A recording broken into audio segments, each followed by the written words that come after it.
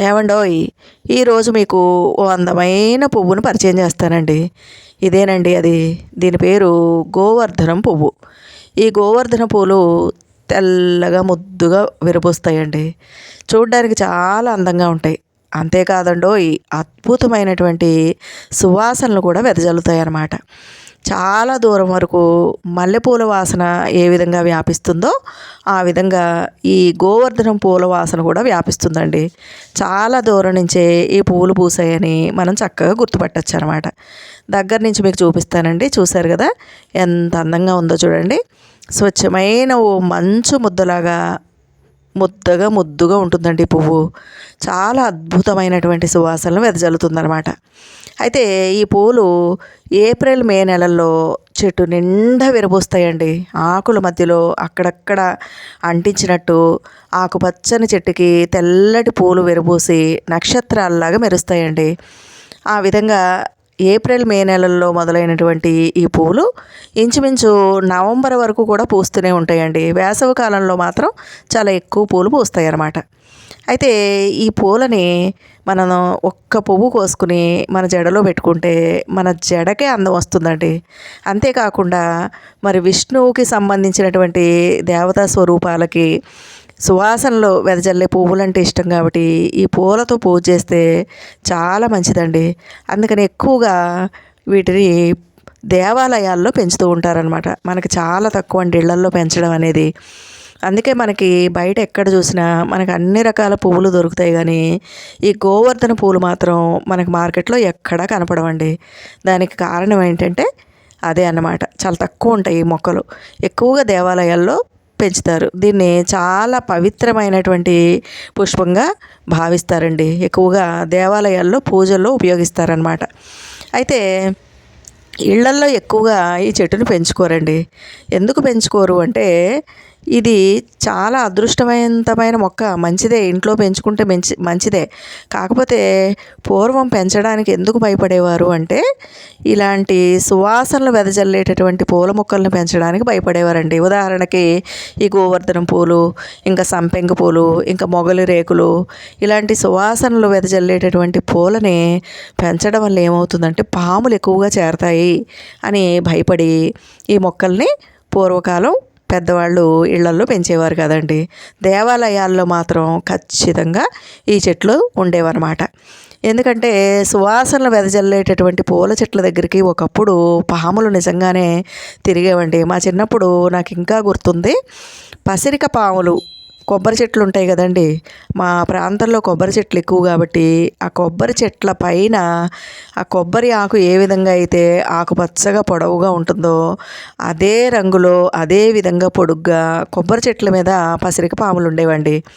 అవి చెట్ల ఆకుల్లో ఆకులాగా ఆకు రంగులో కలిసిపోయి బయటికి కనపడవు అనమాట. అందుకని అప్పుడప్పుడు ఆ పైనుంచి ఒక్కొక్క పాము కింద పడుతూ ఉండేదన్నమాట మా చిన్నప్పుడు. అందుకని సువాసనలు వెదజల్లేటటువంటి ఇలాంటి పూల చెట్ల దగ్గర పాములు చేరతాయని భయపడి ఇలాంటి మొక్కల్ని ఇళ్లల్లో పెంచేవారు కాదండి. కానీ ప్రతి దేవాలయంలోనూ ఖచ్చితంగా ఈ పూల మొక్క ఉండేదన్నమాట. కానీ ఇప్పుడు మనం నిరభ్యంతరంగా పెంచుకోవచ్చండి. ఎందుకంటే అలాంటి పసిరిక పాముల సంఖ్య ఇప్పుడు చాలా వరకు మనకు తగ్గిపోయింది. పాములు అనేవి మనకి ఎక్కువ కనపడడం లేదు కదండి.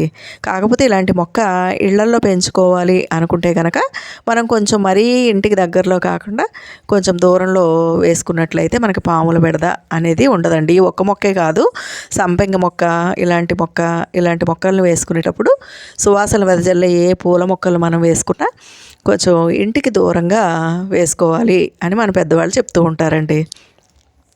కానీ ఈ పూలు మాత్రం చూడడానికి చాలా అందంగా ఉంటాయి. తలలో పెట్టుకున్న మనకి తలనొప్పి కూడా తగ్గుతుందండి. తలకి చలువ చేస్తుంది అనమాట. దీని నుంచి వచ్చేటటువంటి ఆ సువాసన వల్ల మనకి స్ట్రెస్ అనేది తగ్గిపోతుంది అనమాట.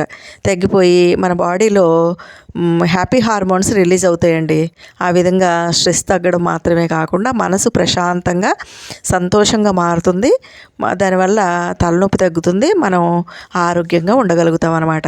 అందుకే ఖచ్చితంగా ఆడపిల్లలు తలలో పువ్వులు పెట్టుకోవాలి. ముఖ్యంగా మల్లెపూలు, సంపెంగలు, గులాబీలు, ఈ విధంగా సువాసనలు వెదజల్లే పువ్వులు ఖచ్చితంగా తలలో పెట్టుకోవాలని చిన్నప్పుడు మాకు తప్పకుండా సువాసనలు వెదజల్లే పూలని తలలో పెట్టేవారండి. అందుకనే ఆ రోజుల్లో పిల్లలకి తలనొప్పి అంటే ఏంటో తెలిసేది కాదు. ఇంకా కళ్ళజోళ్ళు రావడం, కళ్ళు కనపడకపోవడం ఇలాంటి ప్రాబ్లమ్స్ ఏమి ఉండేవి కాదండి. కానీ ఈ రోజుల్లో ఏ పిల్లలు పువ్వులు పెట్టుకుంటున్నారు చెప్పండి? పిల్లలే కాదు, పిల్లల తల్లులే పువ్వులు పెట్టుకోవట్లేదు. పువ్వులు పెట్టుకోవడం అనేది అసలు నామోషిగా మారిపోయిందండి. కానీ మన పెద్దవాళ్ళు పెట్టినటువంటి ఆచారాలు, సంప్రదాయాలు వీటన్నిటిలోనూ కూడా ఎన్నో ఆరోగ్య ప్రయోజనాలు ఉన్నాయన్నమాట. కాబట్టి తప్పనిసరిగా పువ్వుల్ని పెద్దవాళ్ళు, ఇంట్లో ఆడవాళ్ళందరూ తలలో పెట్టుకోవాలి. పిల్లలకు కూడా తలలో ఖచ్చితంగా ఇలాంటి సువాసనలు వెదజల్లే పువ్వులను పెట్టాలండి. అలా పెట్టుకున్నట్లయితే మరి తలకి చలవ చేస్తుంది, బాడీలో ఎండార్ఫిన్స్ రిలీజ్ అయ్యి స్ట్రెస్ తగ్గుతుంది, మనసు సంతోషంగా మారుతుంది, తలనొప్పి తగ్గి ఆరోగ్యంగా ఉంటారండి. పువ్వుల్లో ఎన్నో ఆరోగ్య ప్రయోజనాలు ఉంటాయి.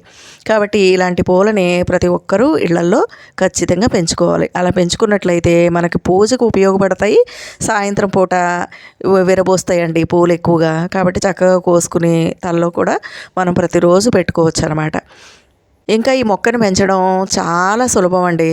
మరి ప్రతి నర్సరీల్లోనూ ఈ మధ్యకాలంలో మనకు అందుబాటులో ఉన్నాయి. 50 రూపాయల నుంచి 100 రూపాయల మధ్యలో ఈ మొక్కలు దొరుకుతాయండి. వాటిని తెచ్చుకుని మనం కొంచెం ఎండ తగిలే చోట ఈ మొక్కలు వేసుకున్నామంటే చాలా పెద్దగా, ఒక చెట్టులాగా చాలా పెద్దగా పెరుగుతుందండి. ఎందుకంటే కొంచెం ఖాళీ ఎక్కువ ఉన్న ప్రదేశంలోనే వేసుకోవాలి. ఎందుకంటే చాలా పెద్దగా పెరుగుతుంది అన్నమాట ఈ చెట్టు. అందుకని మనం వీటిని కొంచెం ఎక్కువ ఖాళీ ఉన్న చోట వేసుకుంటే మంచిదనమాట.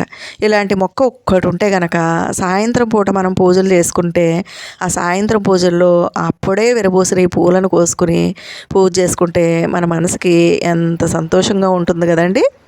కాకపోతే ఈ మొక్కని ఎండ తగిలే చోట మాత్రం వేసుకోవాలండి. నీడలో వేస్తే కనుక ఇది చక్కగా పెరగదనమాట.